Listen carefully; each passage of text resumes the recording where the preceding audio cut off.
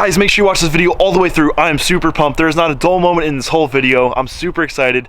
Make sure you like, comment, share, and you subscribe. And if you have a friend that might enjoy my content, share it to them and you guys can enjoy it together. Guys, stay pumped, stay active, and enjoy the video. Alright, what's going on, guys? My name is Alex Wittick and welcome back to my YouTube channel. Now today I'm super hyped. We are out here in the rain. We are getting stuff done on this Audi TT and I'm super excited because today this thing is going to hit the road. We are going to be rolling and I'm absolutely astonished that we actually came this far with this car so far since we picked it up. So last night off camera, I went ahead and I torqued down this axle to 55 foot-pounds, and then today when I came back outside, I rechecked the torque and everything was good. I want to make sure that in the dark I didn't miss a bolt. But right here we've got it all torqued down. What I have to do now is just go ahead. We got to put this axle back into the hub assembly, tighten it up, lower the car down, and let's see what's going on.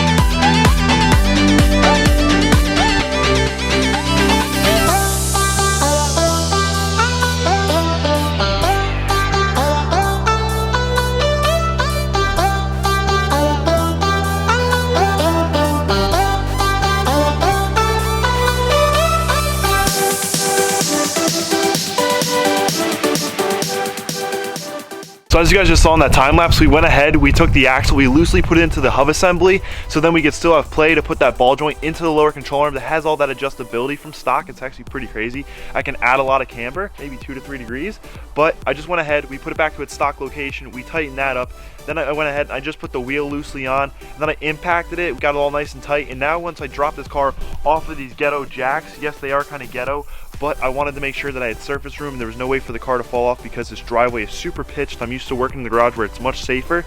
So we went ahead, we did that. So now I just have to lower this car off of these, and once we get the wheels onto the ground, we're gonna go ahead, we're gonna torque down this axle to about 150 foot-pounds. I'm gonna look up the exact torque, but that's what it was from my Mark V. So we're gonna go ahead and do that, and then we're gonna take it for a drive.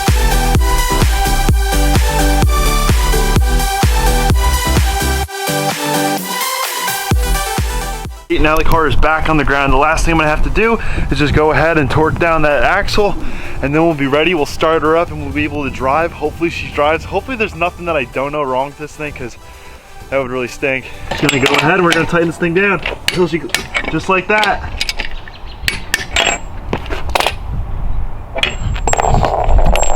I did all the tightening up with that little impact, and I literally didn't even have to push down with that, and it went to 130.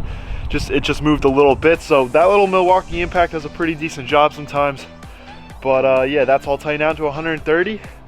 Now we gotta start her up, warm her up, do a little two-step, and see if she'll drive. I'm like too excited right now. I'm just gonna unlock the car. We're gonna hop in this thing. Now all we gotta do is turn this key and see if she'll start. Let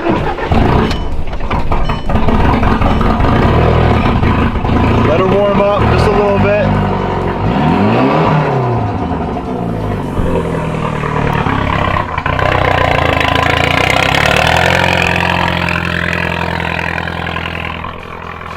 One. I'm gonna let her warm up and I'll check back in. So I'm not gonna lie to you, I had to test it out for myself. I had to just get the experience off camera, which I should have had on camera, but I was just too excited.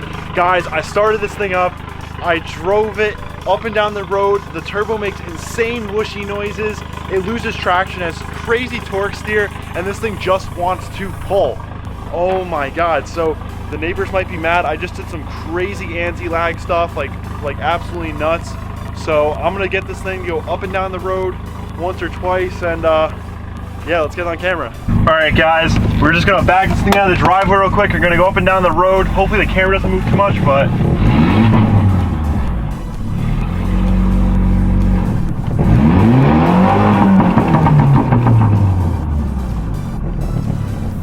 let's see this.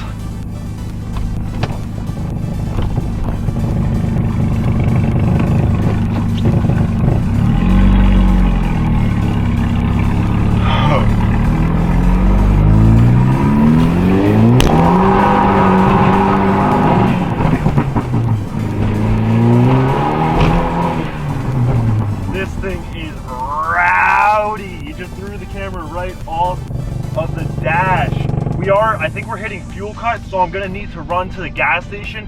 This fuel is from H2O when the previous owner had driven it. The previous owner had driven it to Waterfest, and then the car broke down. He never drove it since. The Waterfest was all the way in September, basically October, and now it's March. So the gas is really bad, it's really old. It probably isn't good for a stage 2 tune, big turbo and anti-lag and stuff, but yeah.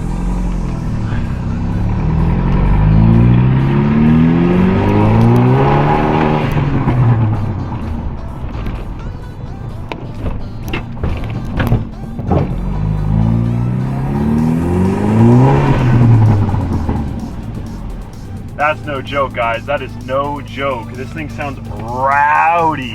Rowdy.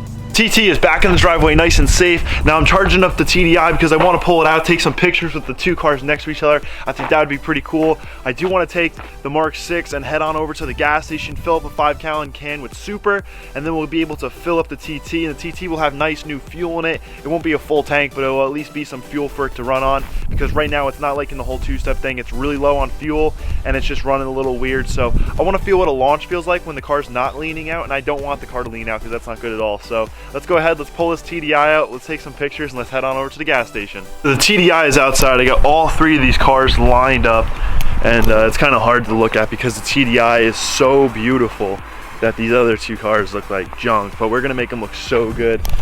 I need to go wider in the front on the TT, that's 100%. Maybe we should flare out the front, like roll the fenders a little bit so we can get crazy fitment in the front.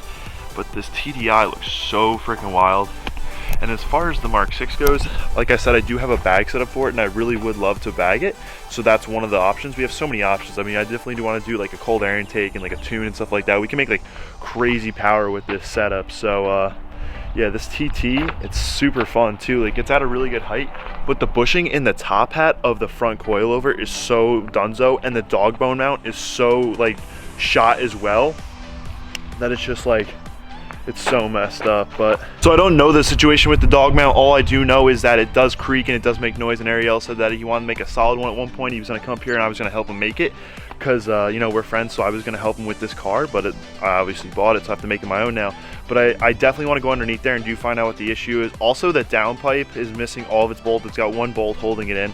Like, I don't know any of this car's history. I'm not going to pin it on anybody, but there's a lot of stuff wrong with this car, and there's so much for us to fix. But I'm really excited for it. And like I said in the previous videos, if anyone does have a back bumper for this thing, please let me know. It is a 2001 TT Quattro, so I don't know if there's any special back bumpers or not, but yeah, I just need a USDM bumper. It had a Euro bumper on there, but the previous owner, my friend Ariel, sold the bumper. It was a Euro bumper, it was worth some money, so why not get rid of it and, you know, whatever. So I didn't want the Euro bumper, he got rid of that. So front of this thing definitely looks sick.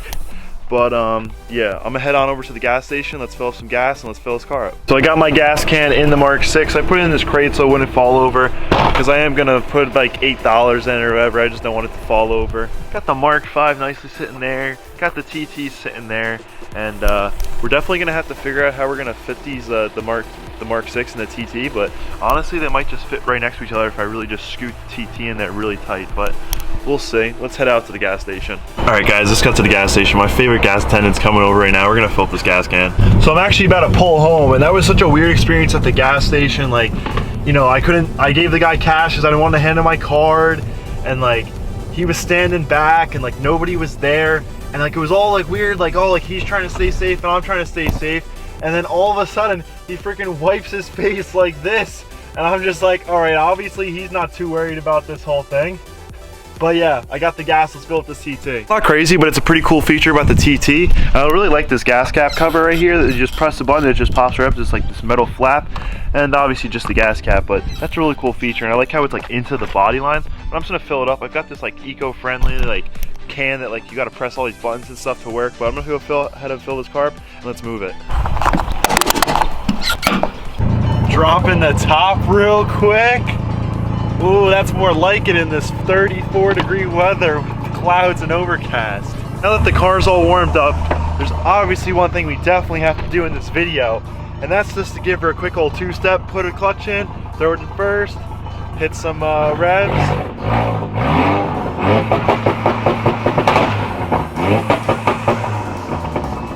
Good old check engine, ABS, airbag. all that good stuff. I'm gonna go ahead and we're gonna back this car and we're gonna fit the Mark 6 in this TT, and we're gonna get a real look at how well this is gonna fit. Guys, make sure if you stayed this long in the video, you comment down below I stayed, and I'll know who's a real one. Wow, so the TT really just tucks away in its little corner. It's literally like it's not even there. It's like a little Miata, and I could move it in a couple more inches over here, probably about half a foot honestly.